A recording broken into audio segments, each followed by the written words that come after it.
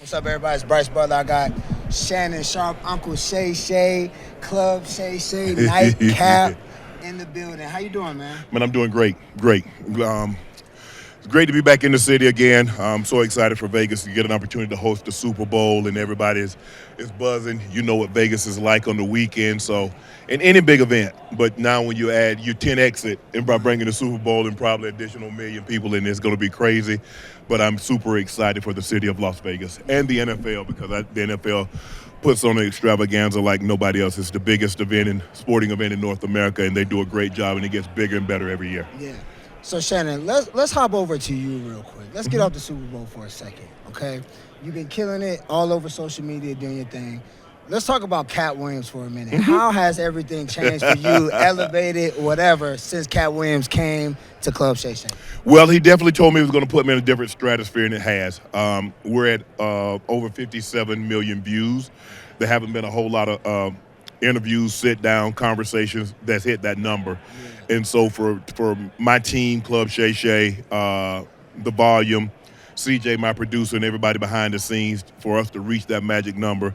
But for me, my job is easy, and I think a lot of mistakes that people make that have platforms, they want to hear their own voice. Yeah.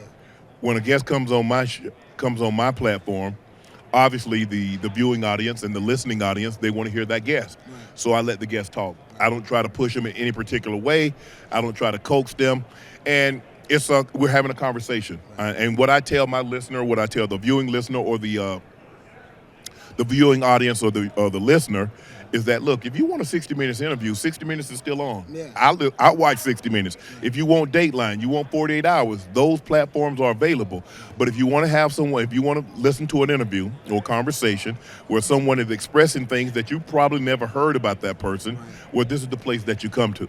So Cat was unbelievable. I still remain in contact with Cat. He's probably one of the few guests that I still, obviously Earthquake's been on, and I still talk to Earthquake. Yep. Steve Harvey's been on, and I occasionally talk to Steve or shoot him a text message. Yep. But Cat definitely put Club Shay Shay in a different space, and since that happened, there have been so many people that have reached out wanting to come on. So I really appreciate what he's been able to do, and hopefully it's been reciprocated by having sold out shows.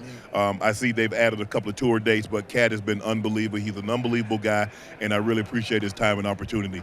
But I had been working on Cat for almost a year. Okay. I reached out to him at the end of 2022, and it wasn't until the end of 23 that we were able to make it happen. Okay. And I'm glad we were able to make YouTube and digital history. I think we all, because man, that is so explosive. I'm sure it seemed like half the stuff he was saying while you were sitting there had to have your stomach dropping. Like, come on, Cat. Like, well, look, I'm not in that world. Yeah. I'm not in that space. So a lot of what I'm hearing is for the very first time. Okay. And so I'm sure some of what he was saying to the audience, they were hearing for the very first time. And I think it was so. I think.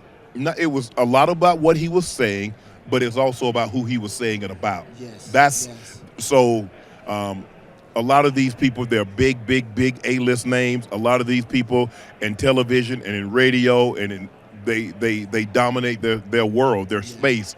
And to have him say that, I'm sure it caught a lot of people off guard. But my job is not to say, well, Cat, that's a lie, or Cat, this is that.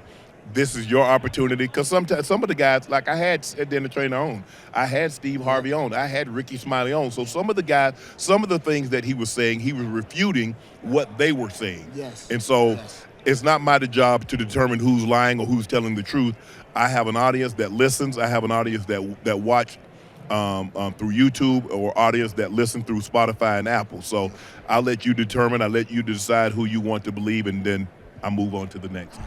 Before we get into football, it was just in that you and your guy, Stephen A. Smith, are going to be coaching a basketball game next week. What can we expect to see next week with you guys coaching? You can expect my team to win. That's all I care about. I care about the win. Look, I want the members, the team members, to have a good time. Yeah.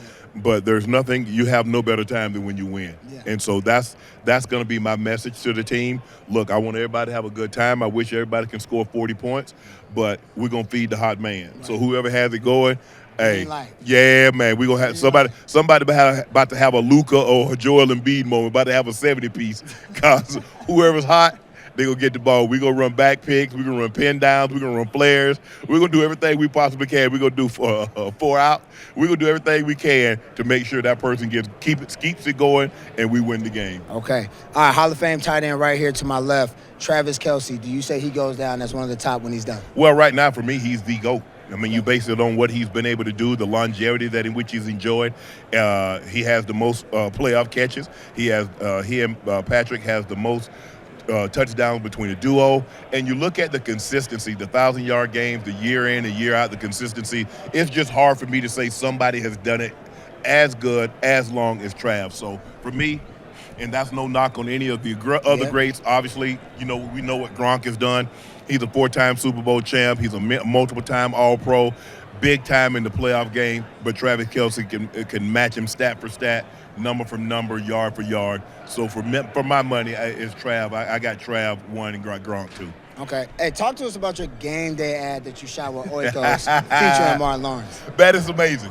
When Oikos reached out to me and asked me would I be interested, obviously I was interested because I understand a company of this magnitude, they could have their pick of celebs, athletes, ex-athletes, current athletes, entertainers, and for them to choose me, I was humbled and I was honored. But then they told me who I was going to be paired with. I mean, we talked about Martin Lawrence, one of the great stand-ups of his generation, of any generation. We know the Martin sitcom, and we know he's an A-list celeb as far as Hollywood. And so for me to get an opportunity to have a big game spot, to say the least, that was, absolutely, I'm going to do that. But to get an opportunity to see up close, to see greatness, and greatness comes in many forms, and a lot of times we just think of greatness when it comes to sports. But I believe greatness is greatness no matter what the profession, no matter what the field. And to get an opportunity to see Martin up close in the Oikos spot, it was amazing to see how he's just like so chill. And then when they say action, he can just turn it on at the blink of an eye. And I've done work with Oikos before. And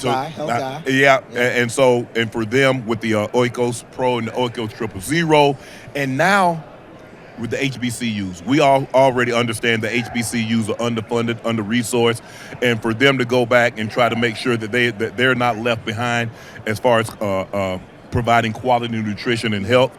And for me personally, because I shoot 10 shows a week between Nightcap, Club Shay Shay, and First Take on ESPN, I shoot about 10 shows a week. And so when I have an opportunity, because I don't get an opportunity to sit down and eat a full meal. So I need something that's jam-packed with protein. Obviously, being an ex-athlete, being a dad, being 55 on top of that.